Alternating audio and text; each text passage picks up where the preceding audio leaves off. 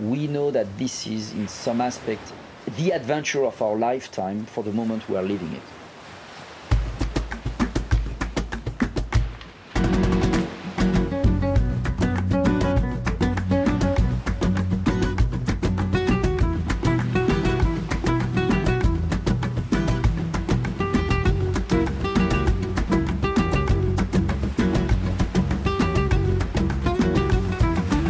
The project is actually the anniversary of the Whitbread Round the World race. So the Whitbread was a race something like 50 years ago. That was the very first race around the world in crew with some stopover. So basically the race that we will do is exactly the same race as the one that was done 50 years ago. And the particularity is that we are going to race with exactly the same boats and the same conditions as the race was done before. We cannot sail with any kind of electronics that didn't exist in the early 80s, I would say. So the biggest difference is that we have no GPS and no satellite navigation. We have to sail in a manner which is totally different and disconnected from modern sailing. The boat is not going super fast. We call it slow sailing. We go 8-10 knots. Best case scenario maybe to 12 knots. But we don't go into the long sliding on surfs on the waves because it's not the way the people were sailing at that time. The race will leave Europe. There is a 3 stopover. The first stopover is South Africa, so you have to sail from Europe to South Africa, do a stopover, 2-week stopover, roughly. Then you sail from South Africa to Australia or New Zealand, so it's what you call the South Indian Ocean. Then we sail from Australia to Latin America, and this is the Southern Pacific Ocean. And on this leg, we go south of the Cape Horn, and then we go up Latin America, up to probably Punta del Este or Rio de Janeiro. And then you have the 4th leg, which is the final run between Latin America to Europe. The boat is White Shadow, is a Swan 57. So for the non-sailors, Swan is a classic, elegant, luxury boat built for lovers of sea.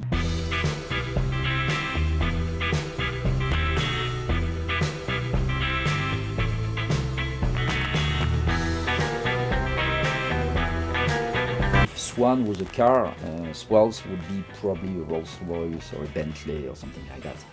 So it's not a fast car, but it's a solid and consistent car. This boat is the Swan 57. The Swan 57 actually was built by Swan, by Notor. The shipyard demanded or requested to Sparkman and Stephens, two architects very famous in the nautical area, to build a boat to race the Whitbread. So this boat specifically was built for the Whitbread, for this race.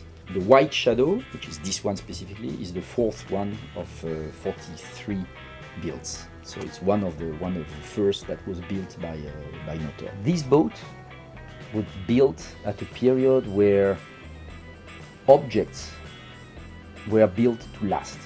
So this boat was built by people that were passionate. I mean, it's made of solid wood and it's plain wood. And the man that built that something like 50 years ago, he built it in a mindset that is, this is a boat made to last.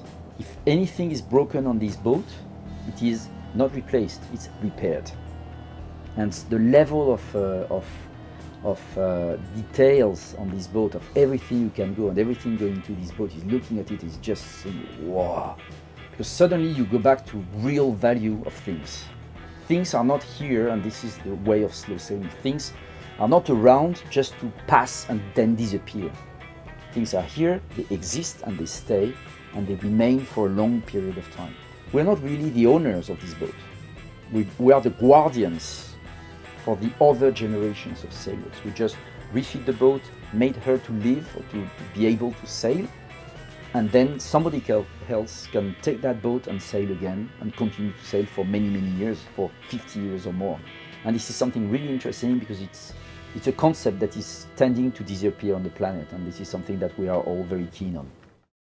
The logic we have is that we are empowering diversity. We are interested to have diverse people.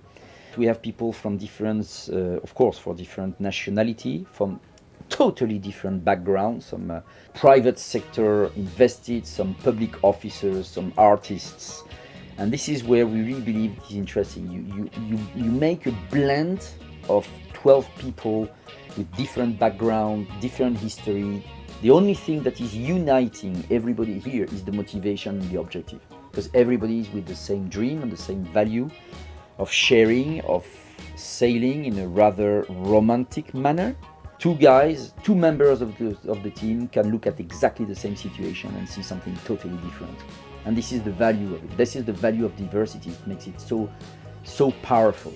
To sail each one of the leg, we have selected to be 12 on board, 12 people on board, 12 humans, organized in a way that we will have something like half of the crew will be a permanent sailor that sail all around the world, and the 6 other crew will be leggers coming for one or two legs, joining the crew and then going back to their life. And this is a good balance, because you have a combination of pretty experienced people that know the boat and sail together, and this is a real importance for transmitting knowledge on navigation and security. But also you have some new fresh, new blood, newcomer, challenging the status quo and not leaving the people staying always on the same level, and they go out of their comfort zone.